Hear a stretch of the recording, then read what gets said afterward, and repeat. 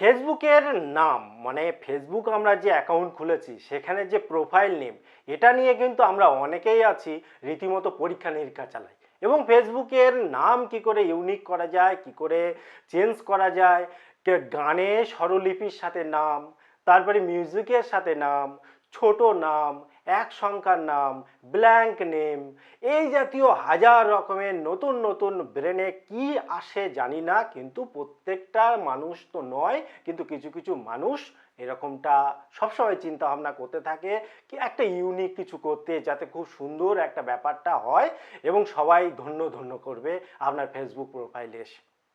কিন্তু আপনার মাথায় রাখা দরকার, এটা করতে গিয়ে আপনি কিন্তু আপনার নিজের অ্যাকাউন্টারই ক্ষতি করছেন। কারণ আপনি জানেন বর্তমানে ফেসবুকে নানান রকম প্রবলেম আসছে এবং সেখানে বিশেষ করে আপনার যে প্রোফাইল নেম সেটা কিন্তু সব থেকে ভাইটাল। আপনি নেম বারবার চেঞ্জ করতে কিন্তু পারেন না এবং বারবার চেঞ্জ করাও উচিত নয়।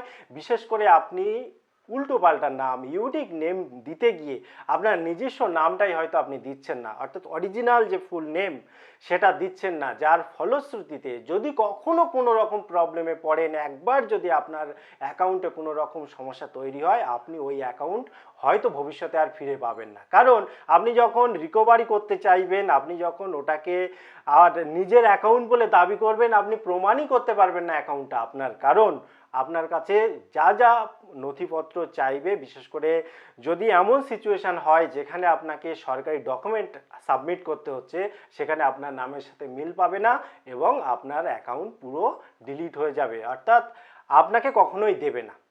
তো আমি বলবো এই ধরনের মাথায় যেন কখনো আপনার চিন্তা ভাবনা না আসে যে আপনি ফেসবুকের নেম চেঞ্জ করবেন।